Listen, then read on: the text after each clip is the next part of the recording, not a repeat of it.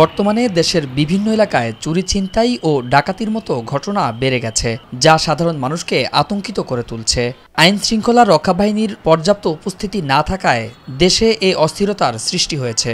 প্রায় সময় নানা ধরনের নেতিবাচক খবর শোনা যাচ্ছে। তো রাত্রেবেলায় যে অবস্থানটা হয়তো চুরি ছিনতাই হচ্ছে, এগুলা থেকে নিরাপত্তাহীনতায় ভুগছে। যদি সেইভাবে পুলিশ প্রশাসন থাকতো তাহলে আর কি এই অরাজকতার সৃষ্টি হতো না। এলাকা ভিত্তিক টিম করা হচ্ছে, আমাদেরও এলাকা অলরেডি টিম হয়ে গেছে। আমরা আমাদের নাম্বার শেয়ার করছি, প্লাস সেনাবাহিনীদের নাম্বার শেয়ার দেওয়া হচ্ছে।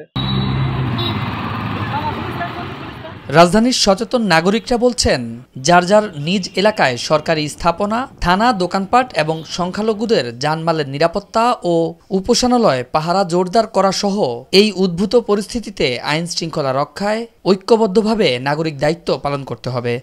সংখ্যালঘুদের উপর কোনো চাপ নেই, হ্যাঁ, বরঞ্চ দেখা গেছে যে আমরা বিভিন্ন মিডিয়ার মধ্যে দেখছি যে দেখা গেছে যে আপনার ছাত্র জনতা এরা আপনার সংখ্যালঘুদের যে পরিবার বা আমাদের এই এরিয়াটার মধ্যে একটা মন্দির আছে, হ্যাঁ, আমরা প্রথম দিন থেকেই ছিলাম যে দেখা গেছে না এরা নির্বিঘ্নে দিন পার করছে।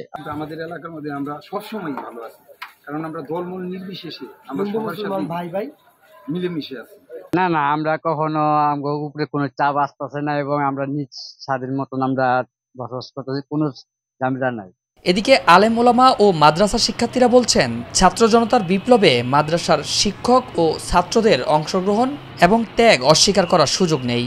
সুতরাং ছাত্রদের বিপ্লব চুরি করে এখন কোনো ষড়যন্ত্র হলে আমরা কঠোর কর্মসূচি নিয়ে রাজপথে নামতে বাধ্য হব। ইনশাল্লাহ যারা ষড়যন্ত্র করতে চায় তাদের বিরুদ্ধে তারা পারবে না। আর আমাদের ছাত্র ভাইরা যারা আছে তারা, আমি আশা রাখি তারা অনেক ট্যালেন্ট, অনেক বুদ্ধি রাখে, তারা এই বিষয়ে তারা অনেক বিষয় চিন্তা করবে এবং মাঠে দরকার হলে আবার নামবে। সমন্বয়ক যখন ডাক দিছে তখন আমাদের অনেক মাদ্রাসা ছুটি দিয়ে দিছে এবং বলছে যে এই আন্দোলন আমাদের আন্দোলন, এই আন্দোলন আমরা সবাই যোগ দিব। দেশের অস্থিতিশীল পরিস্থিতিতে সংখ্যালঘু সম্প্রদায়ের মানুষজন ভীষণ অসহায় বোধ করছে। এই পরিস্থিতি মোকাবেলায় রাজধানী সহ দেশের বিভিন্ন জেলায় ইতিমধ্যেই স্থানীয়রা পাহারা দিচ্ছেন সংখ্যালঘুদের ব্যবসা প্রতিষ্ঠান ও বাড়িঘর সহ ধর্মীয় উপাসনালয়। নাইমুর রহমান, ভোরের পাতা, ঢাকা।